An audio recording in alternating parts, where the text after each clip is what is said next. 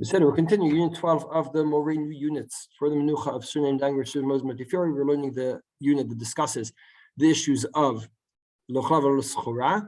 And then in the previous part, we were learning about what is the fundamental Isur.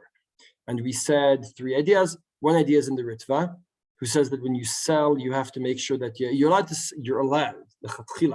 sell in order to buy other food, because you have to eat off Hashem's great smorgasbord, but you're not allowed to sell in order to make business, to do business, to buy any other item, basically. The Rambam talks about business, the food, and the Tosfot says picking and then selling. Now, this would, all three of them would imply stamazoi. When you think about the idea of schora prot shvi'it, who's the person who's doing the isur? Let's say I don't hold by heter mechira. Let's say I don't. I go to Rami Levi and they have heter mechira fruit, vegetables, right? Vegetables, I'll put vegetables aside, they're a bigger problem, but let's take fruit. I go to Rami Levi and they have heter mechira fruit. Am I allowed to buy it?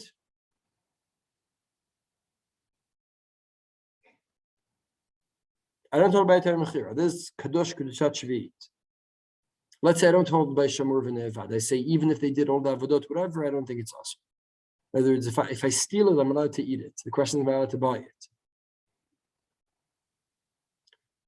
Am I over in this first schora when I buy it? What would you guys say? Why? You buy a small amount. So if I buy a small amount, the problem with Rami Levi is, am I able to? According to Tosfot, it's fine anyway, right? Because they picked it. So that's the more important point to me. According to everything we said, the Isur of Lochal Schora should be only on the person who is selling. According to Tosfot, of course, if you didn't pick it, so you're not over on the Isur even if you're selling it. So of course you're okay, according to Tosfot, right? So Tosfot is easy. But also the Ritva, who says the point is to utilize the money and the exchange of the Prochvit correctly, also according to the Ritva, it should be only on the person who sold, not the person who bought it.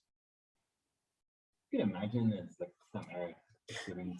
They can say lifnei either. You can say. Yeah, of course. Right, lifnei either can say according to everyone. Of course, I'll tell you more than that. The Gemara says lifnei either explicitly, right? The Gemara says en muslim prot meishveit l'amaretz.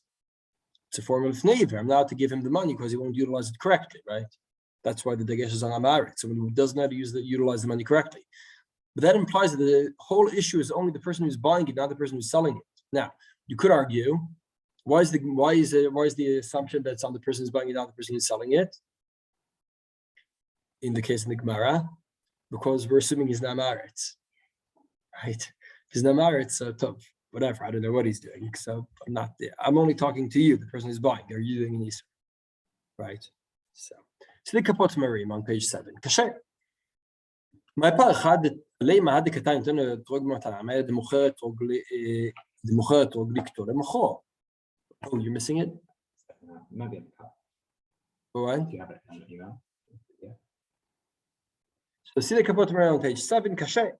My paich lema had katan tana trog matana ma de mukharat rogli kto le mukho. Tosfot say, why is there no Isur to sell? Because he's not the person who picked. Question, how do you know? It doesn't say in the Mishnah that it's not the person who picked. So how do you know it's not the person who picked?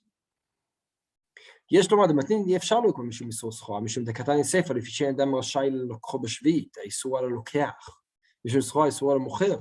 אבל למימה, לפי שאינו רשאי למוכרו. Meaning, it's clear that the issue is with the person who's buying it.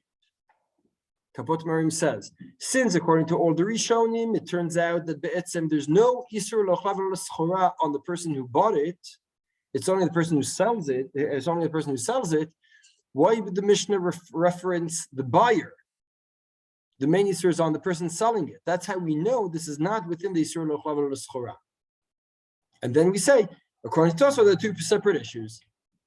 There's an issue of Lochav L'Schora, and there's an issue of getting the money and not utilizing it correctly. So that's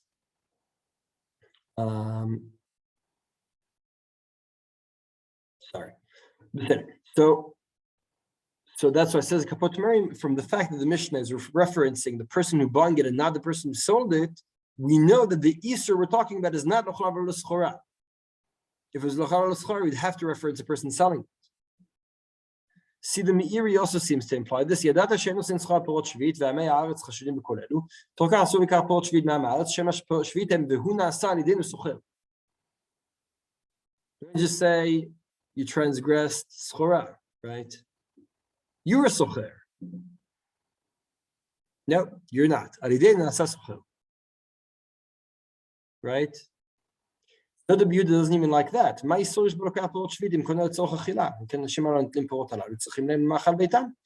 he says there's no problem to buy perot shvit. The problem is only on the seller side. Why? Just like the Ritva, right? Just like the Tosfot. What did I do wrong? It's your problem. You have to make sure you utilize it correctly. But I didn't do anything wrong, right? Beseder. This touches onto a bit of what we talked about last unit about what happens in the goy's field. The question comes up. So, as I said, we discussed last week a bit the issue of Toronto Masrot in a goy's field on Shvit. We're going to learn properly Heter Mechira, units 2021, about Heter Mechira and get into the question of whether a goy's field nullifies the Kedusha. The Mabit holds it doesn't. The question is, and this goes back to the question I asked before, are you allowed to use Heter Mechira fruit? Or you have to buy Heter Mechira fruit if you don't hold it? Says the Mabit, they hold the Mechira does not matter the Kedushat Shvit. It's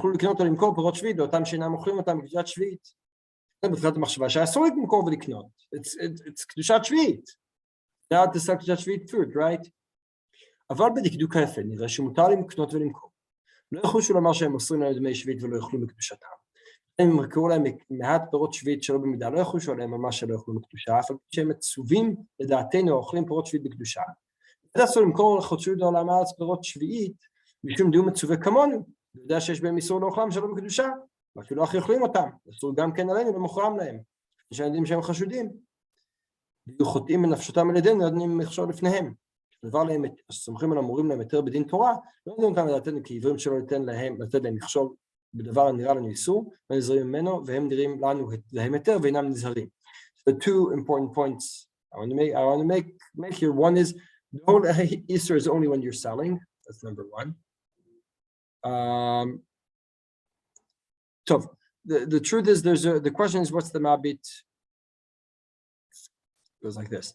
The Mabit says, since they hold Heter Mechira works, you're not doing anything wrong by doing the schora, by buying it. Now, hold on. Why should there be anything wrong with buying it? So maybe it's Medriak Milshana the Davka, it is considered a transgression, that when you buy, it's also considered a chaval l'schora. As I said, it's only on them, and their rabbi said it's allowed, right? There's two ways of reading the Mabit. The Mabit touches on that, but again, I now realized this is one of those things that happened. And I read the page, it made sense to put the Mabit here with that. Now that I'm writing about Heter Mechira, I'm saying the Mabit really doesn't fit here. Like you really have to be inside Heter Mechira to understand what he's saying, but Beseder, still useful.